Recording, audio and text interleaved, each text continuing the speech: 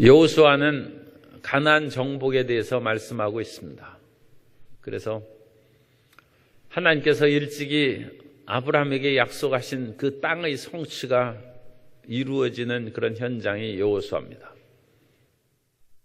어떤 세계적인 위대한 종이 말하기를 하나님의 말씀을 선포하여 치료의 놀라운 역사를 바랄 때 마음 가운데 요구되는 것은 용기라고 했어요. 강하고 담대하라. 담대하게 치료를 선포하라. 말로 선포하는 것에 무슨 힘이 있겠는가 싶어도 말 한마디에 천냥빚을 갚고 사람이 마음으로 믿어 의에 이르고 입으로 시인하여 구원에 이른다고 했습니다. 말하는 것은 위대한 역사입니다. 땅이 혼돈하고 공허하며 흑암이 깊은 가운데 있을 때 하나님의 성령께서 수면 위에 운행하시고 그때 하나님께서 빛이 있으라 말씀하심에 빛이 있은 것입니다. 그러므로 우리는 일상생활에서 항상 긍정적이고 적극적이고 창조적인 말, 그리고 그 말을 해서 무슨 유익이 있겠나 싶어도 용기와 믿음을 갖고 선포해 나아갈 때 하나님께서 기적을 베풀어 주시는 것입니다. 그래서 여호수아에게 하나님께서 너는 강하고 담대하여 이 모든 맡긴 일을 시행하라고 그렇게 말씀하신 것입니다. 그래서 오늘 여호수아 첫 번째 1장에는 여호수아의 가나안 진입 준비에 대해서 말씀합니다. 제가 새벽에 눈도 침침하고 또 연세 드신 우리 성도님들도 있어서 활자를 크게 했습니다. 어떻게 보기가 편하십니까? 글씨를 좀 크게 하고 편집을 옆으로 쭉 늘려가지고 들어가는 분량은 거의 비슷하게. 이거 편집하는 게 쉽지 않습니다. 그래서 글씨를 크게 해서 전에는 내가 더 많은 양을 넣어주기 위해서 이 글씨를 좀 작게 했는데 사실 그렇게 많이 넣어주는 것은 집에 가서 공부하라고 제가 그러는 것이지 여기에서는 그거 다 못 살펴봅니다. 그런데 그거 모아놓고 계십니까? 그래서 사람들은 한 번 들어서는 하루만 지나면 7, 80%를 다 잊어버립니다. 그러므로 항상 말씀을 새겨서 공부할 때 그 말씀이 우리 머리 가운데 남는 것이고 사람의 마음속에 그 말씀이 남아야 힘들고 어려울 때 그 말씀이 생각나서 세상을 이겨나가는 것입니다. 말씀이 힘입니다. 말씀이 힘이지 내 자신의 그런 어떤 능력이라든지 타고난 그런 것이 힘이 아닙니다. 우리는 하나님의 말씀의 힘으로 사는 새로운 존재로 하나님의 자녀로 변화된 줄로 믿습니다. 그래서 여호수아가 이제 가나안 진입을 준비하는데 하나님께서는 그 가나안 땅은 이스라엘에게 이미 약속한 것이다. 아브라함에게 약속하셔서 그 땅을 주리라고 창세기 12장 6절 이하에 보면 아브라함이 그 땅을 지나 세겜 땅 모래 상수리 나무에 이르니 그때 가나안 사람이 그 땅에 거주하신지라. 야훼께서 아브라함에게 나타나 이르시되 내가 이 땅을 내 자손에게 주리라 하신지라. 자기에게 나타나신 야훼께 그가 그곳에서 제단을 쌓았다. 그렇게 말씀하고 있습니다. 아브라함에게 약속하셨고 그 약속하신 것을 이삭에게 약속하시고 야곱에게 약속하시고 후손에게 약속하시고 드디어 이 땅을 이제 여호수아와 이스라엘 백성들이 차지하게 하는 단계에 이르는 것입니다. 그러므로 그 땅을 차지하게 하는 것은 아브라함도 죽고 아브라함은 물론 천국 가고 이삭도 이제 천국 가고 아브라함과 이삭과 야곱은 항상 주님 안에서 살아 있습니다. 아브라함과 이삭과 야곱의 하나님이라고 현재형으로 예수님께서 말씀하신 것처럼 그들은 죽어서 없어진 것이 아니라 살아 있습니다. 그래서 저는 그 장례 예배할 때 고라는 단어를 잘 안 씁니다. 지금 옮겨 이사 간 사람 보고 뭐 고니 신인이 그런 거 얘기할 필요가 뭐 있어요. 그래서 사람은 육체를 벗어나면 죽는 것으로 생각하지만 그것은 세상 사람들이고 우리는 이사 간 것이고 이사 간 것은 그 육체를 벗어나서 이사 가는 것입니다. 그래서 항상 아브라함과 이삭과 야곱은 살아있습니다. 살아있고. 그래서 그 약속하신 것을 이미 그 사람들은 이 땅에서 옮겨갔어요. 그러므로 이 땅은 차지하지 못하지만 그 후손들에게는 하나님께서 역사하신다. 그러므로 그 땅을 주시는 것은 하나님이 하시는 것이다. 하나님이 복을 주시는 것입니다. 예레미야 33장 2절에 보면 일을 행하시는 야훼, 그것을 만들며 성취하시는 야훼, 그의 이름을 야훼라는 이가 이와 같이 이르시도다. 일을 행하시는 야훼. 그러니까 하나님은 천년 프로젝트가 있는 것은 우리가 조금 그야말로 시간이 걸리는 것이죠. 그런데 하나님은 천년이 하루 같기 때문에 천년 프로젝트의 그런 일들이 많이 있어요. 그러므로 우리 세대에 이루어지는 그것만을 너무 바라보거나 그것으로 인하여 낙심할 까닭이 없습니다. 하나님께서는 세대의 대를 이어가서 그 일을 시행하시는 것입니다. 그러므로 중요한 것은 우리가 하나님이 일하시는 방향에 맞춰서 일하는 것입니다. 그 방향에 맞춰서 일을 하고 우리 일에 열매를 얻지 못한다 할지라도 내 인생 실패했다고 생각할 필요 없어요. 우리는 그 방향에 맞춰서 나가면 우리 다음 세대가 나갈 것이고 끊임없이 다음 세대가 나다. 이 나라의 지도자들이 그 생각을 그렇게 해야 된다는 것이죠. 이 나라의 민족이 나아갈 방향에 맞춰서 그 임기 5년 동안 하면 되는 것이지 5년에 무슨 어마어마한 일이 일어나요. 세상에 5년 일해서 성취하는 것이 사과 열매나 열까 뭐 그 정도죠. 그죠? 과수원에서 사과나 배나무 심어서 5년 되면 그래도 제법 수확 거둘 거 아닙니까? 세상의 위대한 일은 5년 동안 문학 잡지 써가지고 노벨상 받는 사람 없어요. 수십 년의 그것이 쌓여서 그렇게 하는데 나라와 민족을 위해서 5년 일해서 무슨 일을 하겠습니까? 그것은 방향을 맞춰가는 것입니다. 그러면 그 다음 지도자들이 하면 나라가 발전하고 민주사회 복지국가가 건설될 줄로 믿습니다. 그 길로 나가는 하나님의 천년 프로젝트에 우리가 맞춰서 나가는 거예요. 그러면 우리 인생이 가벼워지는 거예요. 내 당대에 모든 일을 이루지 못했다고 해서 전혀 낙심할 거 없어요. 하나님, 제가 올바로 가고 있습니까? 주님께서 원하시는 그 길로 가고 있습니까? 그때 성령께서 우리 마음 가운데 그렇다. 그러면 된 것입니다. 그러면 그것이 성공적인 인생을 가는 것입니다. 그래서 이 일을 행하시는 것은 야훼 하나님입니다. 그러므로 그 길을 갈 때 오직 우리는 마음을 강하게 하고 담대히 해서 그 길로 나아가면 하나님께서 우리 세대에 이루시기도 하고 우리 다음 세대에 이루시기도 하고 주님의 뜻이 이 땅에 이루어지는 것입니다. 그래서 이스라엘 백성들이 이제 가나안 땅에 들어가는데 가나안 땅에 들어가기 전에 정탐꾼을 보냈어요. 그래가지고 그 정탐꾼이 그 여리고성에 들어가서 그 사실을 파악했을 때 정탐꾼이 왔다는 이제 그 소식이 나타나자 붙잡으러 왔는데 기생 라합이 그 정탐꾼들을 숨겨뒀어요. 그럼 기생 라합이 어떻게 정탐꾼을 숨겨뒀느냐? 라합은 들은 것이 있다. 이스라엘 백성들이 노예로 애굽에서 살다가 하나님의 은혜의 역사로 해방이 되어서 광야에서 40년을 살고 지금 이제 젖과 꿀을 잃은 이 가나안 땅으로 들어온다.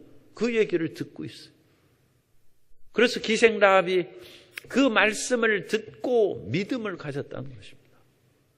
믿음은 들음에서 나고 들음은 그리스도의 말씀으로 말미암은 것입니다. 듣는 바가 없는데 어찌 믿음을 갖습니까? 들은 것이 없는데 어찌 주의 이름을 부릅니까? 그래서 이 기생 라합이 그냥 지나가는 말로 스쳐 듣지 않았어요. 가나안에 있는 많은 사람들이 그 얘기를 들었겠죠. 그러나 그 사람들은 가나안 땅에 있는 현실 생활에 그야말로 빠져서 그 생활에 탐닉하고 있었어요. 그 생활이 아마 크게 고통스럽지 않았을지 모릅니다. 그러므로 그 사람들은 그런 허탄한 이야기로 그 사람들이 노예 출신인데 어찌 가나안 땅을 빼앗겠느냐 그런 식으로 가볍게 얘기했을지 모릅니다. 그러나 고통과 좌절에 또 여러 가지 역경에 빠져 있는 기생 라합은 그 말씀을 붙잡는 것입니다. 물에 빠진 사람은 지푸라기라도 붙잡는 것입니다. 그 여리고에서 자기 삶에 희망이 없잖아요. 그렇게 해서 누구한테 인정받겠어요? 그러니까 하나님을 붙잡는 것입니다. 그래서 기생 라합이 정탐꾼을 숨겨주고 그로 말미암아 자기도 살고 가족이 다 살았어요. 나중에 여호수아 그 여리고를 정복할 때 주 예수를 믿으라 그러면 너와 내 집이 구원을 얻으리라. 기생 라합에게 성취되는 것입니다. 기생 라합이 그런 어려운 생활을 할 때 그 가족들이 뭐 그렇게 자랑스럽진 않았을 거 아닙니까? 그러나 기생 라합의 험난한 인생을 통하여 오히려 하나님의 구원을 온 가족이 받는 것입니다. 그러므로 역경과 좌절에 빠진 그 가족들이 있다 할지라도 너무 낙심하고 실망할 거 없어요. 그 사람을 통해서 오히려 하나님의 위대한 구원의 역사가 임할 수 있는 것입니다. 기생 라합을 통해서 온 집이 살아남고 여리고의 모든 사람이 다 죽고 말았어요. 정탐꾼의 이야기가 나오고 그 다음에 이제 믿음으로 요단강을 건너는데 믿음으로 요단강을 건널 때 이 제사장들이 언약궤를 메고 흐르는 요단강으로 들어갔습니다. 그래서 하나님이 요단강을 먼저 끊어주신 것이 아니라 믿음으로 요단강에 발을 딛자 하나님이 끊어주셨다. 행함이 있어야 믿음이 있다는. 그러니까 하나님께서는 행함 없는 믿음은 죽은 믿음이라고 하는 것은 하나님께서 이 땅을 우리에게 주신 것을 믿었으면 아무리 요단강에 물이 흘러넘쳐서 그 언덕까지 그야말로 창일하게 물이 넘쳐 흐른다 할지라도 믿음으로 제사장인 발을 딛자 하나님께서 물을 끊어주셨다. 여호수아 3장 16절 거기 유인물에 있죠. 그거 다 같이 읽도록 하겠습니다. 곧 위에서부터 흘러내리던 물이 그쳐서 사르단에 가까운 매우 멀리 있는 아담 성읍 변두리에 일어나 한 곳에 쌓이고 아라바의 바다 여매로 향하여 흘러가는 물은 온전히 끊어지매 백성이 여리고 앞으로 바로 건널세. 그런데 이 사르단에 가까운 매우 멀리 있는 매우 멀리가 한 20km 돼요. 오늘날 거기 그것을 재보니까 여러분 20km 상류에서 물이 끊어졌는데 그거 보입니까? 안 보이죠. 그러니까 이 제사장들이 물속에 발을 딛고 거기 서 있는 거예요. 조금씩 천천히 들어갔을지 몰라요. 그러면 20km 상류에서 끊어졌으니까 20km까지 차여있던 물이 지금 계속 흘러서 사이로 빠져나가는 거예요. 여기는 지금 이제 그 하나님이 지진이나 뭐 흙더미 같은 걸로 확 덮어가지고 요단강 물이 거기가 막혔어요. 그러니까 물이 쌓여가는 거예요. 20km 상류에서. 그럼 그 사이에 있던 물은 흘러내려가야죠. 흘러내려갔는데 시간이 걸릴 거 아닙니까? 하나님이 그 즉시에 물을 끊어주셨어요. 그건 하나님의 시간으로 그 시간 딱. 그런데 눈으로 볼 때는 여전히 물이 거기에서 차고 계속 흘러가는 거예요. 끝까지 믿음을 가져야 됩니다. 우리가 하나님 앞에 믿고 구한 것은 그대로 될 줄을 믿어야 되는 거예요. 그게 물이 흘러내려가는 시간은 이미 치료는 된 거예요. 치료는 된 것이고 이미 물은 끊어진 거예요. 어디에서 끊어졌느냐? 20km 상류에서 끊어졌어요. 눈앞에서 끊어졌으면 즉각적으로 치료가 나타나고 기적이 나타나고 그걸 눈으로 볼 수 있는데 그러니까 이런 성경 기사는 나중에 희한하다. 어찌 물이 이렇게 점점 줄어서 이렇게 나가는가. 그걸 나중에 살펴보니까 20km 상류에서 물이 끊어졌다는 것을 확인해서 그건 나중에 적었겠죠. 지금 물이 끊어졌는데 지금 전쟁하러 나가는데 거기서 글 쓰고 있을 시간이 어디 있겠어요. 그죠? 그러니까 이런 성경의 기록은 그런 시간이 좀 늦게 쓰여지는 것입니다. 그리고 그 놀라운 기적은 20km 상류에서 참 희한하다. 제사장이 발을 잠글 그 시간에 끊어졌는데 눈에 나타난 현상은 한두 시간 이 물이 다 흘러내릴까지 여전히 물은 그대로 남아있는 거예요. 그러나 끝까지 믿고 있었더니 이스라엘 백성들이 이제 요단강 물이 끊어진 마른 땅으로 강을 건너서 여리고로 진행했다는 것입니다. 그래서 눈을 너무 의지하지 말고 말씀을 의지하고 믿음으로 전진해야 됩니다. 가나안의 정복, 그래서 6장부터 12장까지는 정복 이야기가 나오는데 여리고를 정복할 때 여리고성을 이스라엘 백성들이 그와 같이 계속 돌아 일주일 동안 하루에 한 바퀴씩 엿새 동안 7일째는 7바퀴를 돌아서 여리고성을 무너뜨리는 것이죠. 그리고 그 안에 있는 모든 것은 바쳐진 것이다. 아까 읽은 그 땅에도 우리 11장 21절에 보면 그때 여호수아가 가서 산지와 헤브론과 해서 아낙 사람을 멸절하고 그가 또 그들의 성읍을 진멸하여 바쳤으므로, 이 진멸하여 바치는 것을 헤렘이라고 합니다. 히브리어로 헤렘은 진멸하는 거예요. 하나님 앞에 바치는 것은 그것이 다 죽여서 제물로 바치지 않습니까? 그러니까 그걸 다 죽이는 것을 말해요. 그래서 여리고성을 점령할 때 그 성 안에 있는 것은 다 하나님 앞에 다 바치라는 거예요. 다 죽이는 것이죠. 그런데 그것을 아간이 은과 금과 신할산 외투를 움켜쥐므로써 하나님 앞에 바치지 않고 자기 소유로 했어요. 그래서 그 바쳐진 것을 붙잡은 사람은 바쳐지는 거예요. 그래서 아간과 그 가족들이 다 죽는 것입니다. 그 예화가 있지 않습니까? 그 독수리가 먹을 것을 찾아서 다니다가 보니까 먹을 것이 없는데 제단에 있는 고기가 있어요. 그것을 낚아챘어요.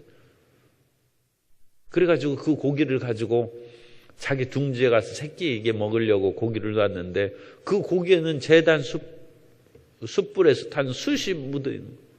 그래가지고 그 고기를 놓자 그 안에 이제 새끼들이 털 있고 보들보들한 그 보금자리 아닙니까? 그러니까 불타가지고 다 죽었어요. 다 독수리와 새끼들이 불타버렸다. 왜 받쳐지는 거예요? 받쳐진 것은 건드리면 안 돼. 그건 하나님 거라는 거예요. 그래서 여리고성을 공격해서 빼앗았는데 아간과 그 죄로 말미암아 하나님의 진노가 임해서 두 번째 아이성을 공격할 때는 그 아이성을 빼앗지 못하고 실패했다. 그래서 여호수아기를 비롯해서 사사기, 사무엘상하, 열왕기상하를 신명기적인 역사서라고 이름을 부르는 것은 신명기의 중요한 가르침이 순종하면 복을 받고 불순종하면 저주를 받는다.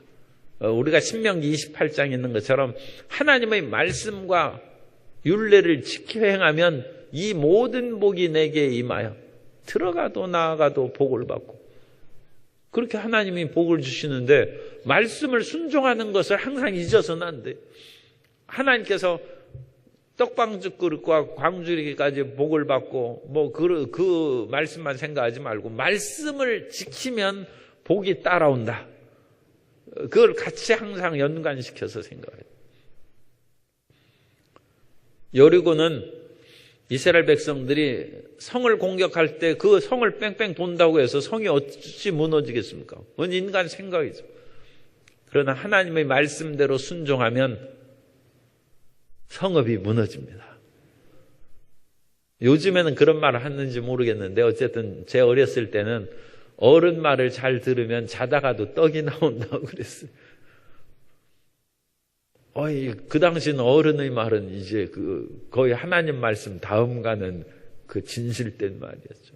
그런데 이제 지도자들이, 어른들이 이제 거짓말하고 그러니까 세상에 불신이 팽배하고 이상하게 된 세상입니다만, 하나님의 말씀을 지키면 여리고성이 무너지는 것입니다. 그걸 믿어야죠. 그런데 그것을 안 지키면, 불순종하면 아이성 첫 공격에 실패한 것처럼 저주가 임한다. 그런 관점에서 여호수아기에 각 성읍들의 정복 이야기를 쓴 것입니다. 그래서 이제 그 다음에는 여리고를 정복한 후에 남부 연합군은 예루살렘을 비롯한, 예루살렘은 그 당시 여부스족이 살고 있었어요. 예루살렘을 중심으로 한 남부 연합군하고 전쟁을 하는데 이스라엘이 한창 이기려고 하는데 이 해가 지어가 뉘엿뉘엿 지는 것입니다. 그러면 밤이 되면 또 내일은 어떻게 승부가 될지 모르지 않습니까? 요즘에는 뭐 권투 시합 그런 것도 없는데 옛날에는 권투 경기가 아주 인기 있었어요. 그래가지고 상대방을 막 그렇게 지금 타격해가지고 이기려고 하는데 종을 땅땅땅 치면 어떻게 그럼 상대방이 쉬고 그 다음에 자기는 너무 열심히 뛰어가지고 힘이 빠진 상태에서 상대방한테 오히려 이제 또 질 수도 있어요. 그러니까 종을 안 치도록 해야죠. 그래가지고 빨리 승부를 마감하는 것이 좋지 않습니까? 이긴 사람의 편에서 보면. 그런 것처럼 여호수아가 지금 전쟁을 이기고 있는데 남부 연합군들이 지금 이제 패배하고 있어요. 그런데 해가 지면 안 돼. 그래서 하나님 앞에 기도했더니 하나님께서 해와 달을 멈추게 하셨다. 그러므로 정복은 하나님이 하시는 것입니다. 그 다음에 북쪽으로 쭉 올라가서 갈릴리해 위에 있는 하솔이라는 도시가 있어요. 그 하솔랑 야빈을 비롯한 그 연합군하고 또 싸워서 그 지역을 점령했어요. 그러므로 모든 지역을 다 점거하지는 않았습니다만 어쨌든 중요한 남부, 북부 또 이제 요단강 동편에서 가나안 땅으로 들어오는 관문인 여리고, 여리고는 이 관문이기 때문에 세금을 거기에서 거두고 그랬어요. 그래서 예수님께서 여리고로 들어갈 때 삭개오라는 세리장이 그냥 세리가 아니라 세리장이에요. 그러니까 거기는 상당히 큰 세관이 있었다는 것이죠. 그런 지역을 정복함으로써 전쟁이 끝났다. 그러니까 실질적인 전쟁은 안 끝났어요. 그러나 이런 대규모의 그런 전쟁이 마감됐으므로 그 땅에 전쟁이 그쳤다. 오늘 읽은 말씀에서 그렇게 하는 것입니다. 그리고 이제 사사기를 우리가 보면 아직도 싸움이 있죠. 우리가 싸우러 어느 지파가 먼저 나갈까 그 내기 나오는 건 그건 지역적인 전투죠. 그것은 곧 오늘날 우리가 예수님 안에서 십자가로 예수님이 마귀의 정사와 권세를 도말하시고 십자가로 승리하신 줄 믿습니다. 이미 전쟁은 끝났죠. 마귀와의 전쟁은 끝난 것입니다. 그러나 우리는 계속 우리가 귀신과 마귀들하고 싸워야 돼요. 그런데 어떻게 싸우느냐? 이미 이긴 전쟁인 십자가를 주장하면 귀신의 힘을 잃어버리는 거예요. 옛날에 십자가의 전쟁이 이기기 전까지는 귀신을 쫓아낼 길이 어려운 것이죠. 일반 사람들이 귀신을 어떻게 쫓아냅니까? 그야말로 하나님의 능력을 받은 그런 종들이나 그것을 행했지 그걸 못한 거예요. 그러나 오늘날 예수님께서 십자가로 마귀의 그런 모든 세력을 이기고 승리하신 후에는 예수님을 믿고 십자가를 의지하면 귀신이 떠나가는 것입니다.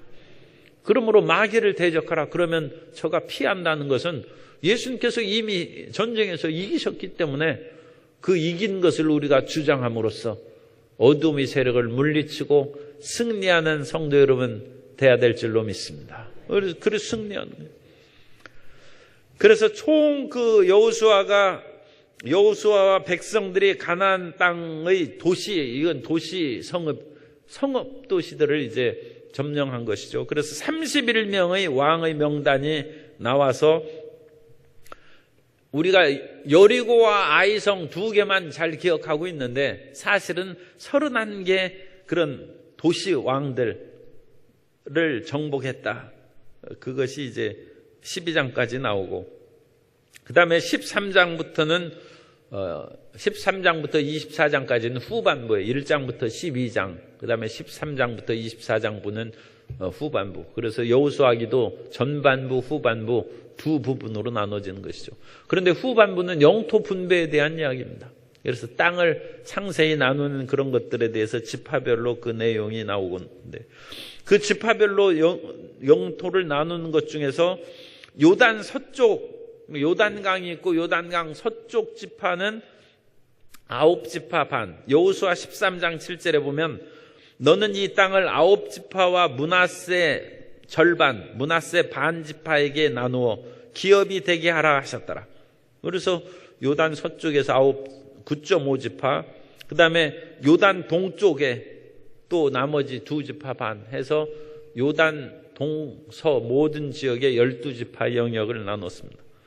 그리고 그 분배 방식을 보면 제비뽑기로 해가지고 땅을 나눴어요. 사람이 우리가 손으로 들어가서 제비는 뽑지만 어느 것을 고르는지는 우리가 알 수 없죠. 그러므로 그 땅을 차지하게 하신 것은 하나님이 하신 것이다.